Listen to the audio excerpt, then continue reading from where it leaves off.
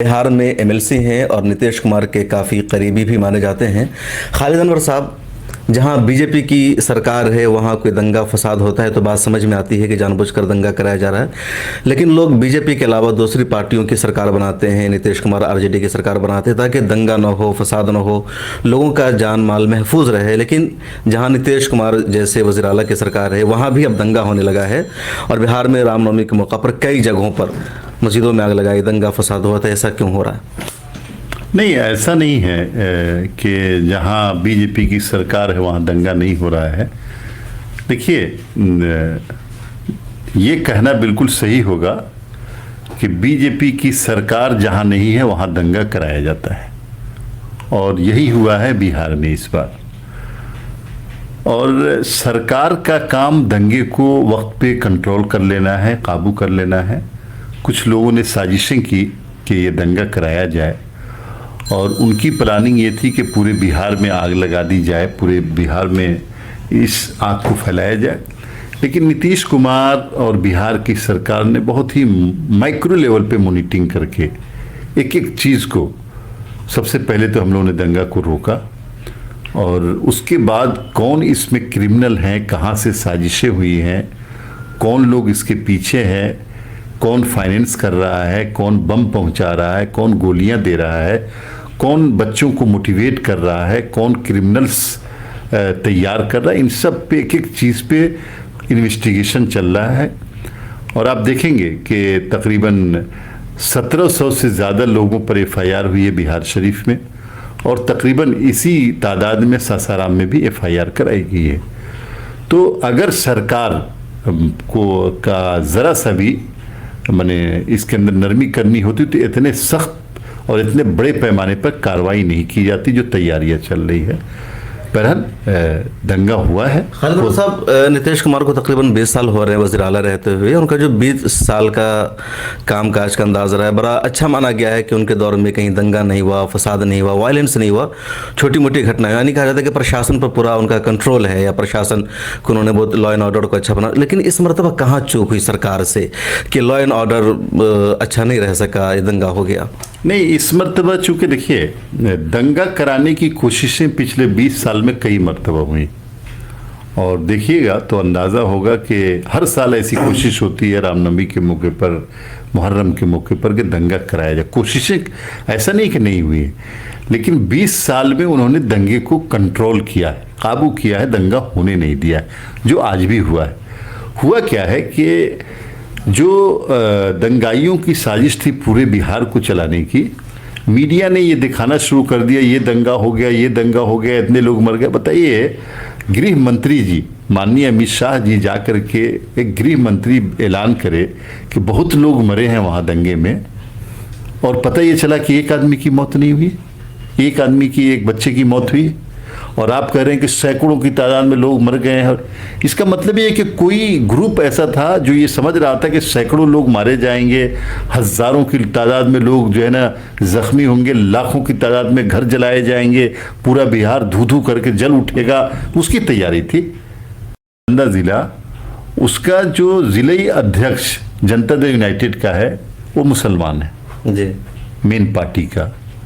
तो नीतीश कुमार समझते हैं वहाँ के मिजाज, वहाँ के रहने वाले वहाँ की चीज़ों को समझते हैं, और उन्होंने बहुत ही यानी मदरसे में जो आग लगाई, किताबें जला दी गई, या जो मुसलमान धीरे धीरे उठने की कोशिश कर रहे थे, या गरीब हिंदू धीरे धीरे उठने की कोशिश कर रहे थे, मेन स्ट्रीम में आ रहे थे, तो उनकी दुकानों को जलाई गई, मुसलमानों की दुकान को भी जलाया गया, हिंदुओं की दुकान को भी जलाया गया। तो ये कौन लोग करने वाले थे?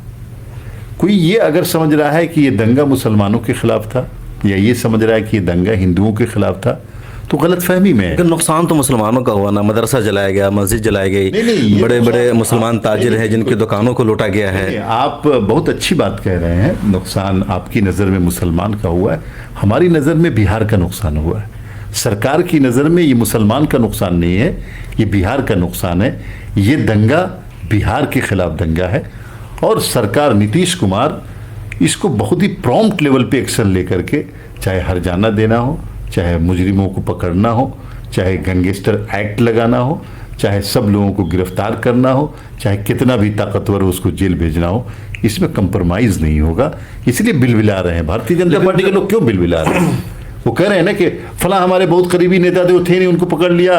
देखिए गया में फला को पकड़ लिया, हमारे एमएलए के भाई को पकड़ लिया, तो हमारे एमपी के भाई को पकड़ लिया। आप किसी का भाई हो, किसी का बेटा हो या खुद हो, अगर वो उसका साबित हो रहा है, वीडियो फुटेज एक एक जगह की बनी हुई है। बिहार का हर आपको पता है ना, बिहार के हर शहर में, छोटे छोटे शहरों में भी सीसीटीवी कैमरे लगाए गए, सबकी वीडियो फुटेज मौजूद है।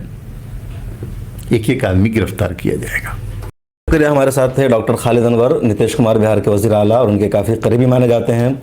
इनका कहना है कि जिन लोगों ने भी दंगा भड़काया है, जो लोग मुलविस थे, हर एक के खिलाफ कार्रवाई की जाएगी। बिहार का लॉ एंड ऑर्डर हमेशा अच्छा माना जाता रहा, लेकिन इस मरतबा वहाँ रामनवमी के मौका पर कई जगहों पर हंगामा हुआ और कार्रवाई करने की बातचीत की जा रही है। कैमरामैन तमन्ना के साथ शमत।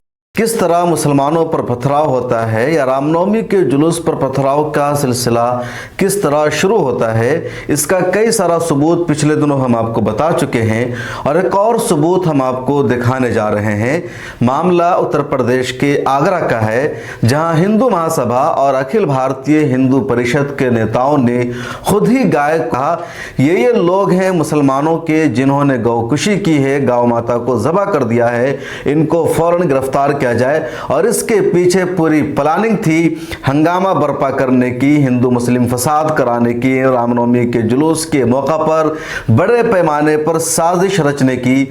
लेकिन उस थाने की पुलिस ने, वहां के पुलिस प्रशासन ने पूरे मामले को भांप लिया और पूछताछ में यह पाया कि जो लोग शिकायत करने पहुंचे थे, जो लोग ये मुतालबा करने पहुंचे थे कि मुसलमानों ने गौकुशी की है, गौ माता को ज़बह कर दिया है, दरअसल उन लोगों ने खुद ही गाय को ज़बह किया था। और अब वो लोग इस वक्त जेल, कोई एतराज़ नहीं होता। ना मस्जिद के पास से कभी कोई भी शोभा यात्रा गुजरती है या रामनवमी का जुलूस गुजरता है तो कोई मुसलमान एतराज़ करता है या किसी को तकलीफ होती है।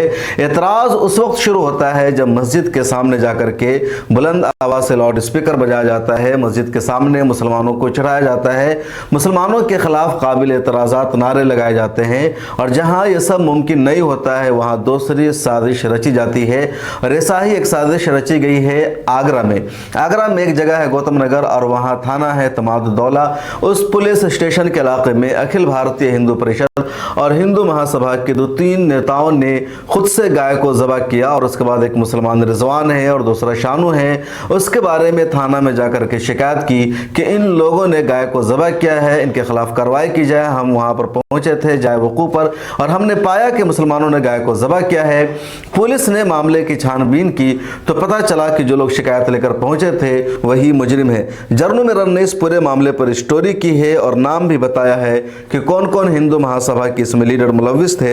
हिंदू महासभा का प्रवक्ता है वहां संजय जाट, ये उसमें शामिल है। इसी तरह उसका एक पदाधिकारी है झल्लू, वो शामिल है। सौरभ इसमें शामिल है, ब्रजेश शामिल है, शानू उर्फ अजय शामिल है। इन लोगों ने खुद से गाय को ज़बह किया और जाकर के पुलिस स्टेशन का घेराव कर लिया और मांग की कि शानू जो एक मुसलमान लड़का है और दूसरा रिजवान है, इन दोनों को गिरफ्तार किया जाए। और इस पूरे मामले का पर्दाफाश किया है वहाँ की पुलिस ने और इसकी जो रिपोर्ट की है अमर उजाला ने की है। अमर उजाला के बाद जर्नू मिरर और कई जगहों पर यह खबर आई है।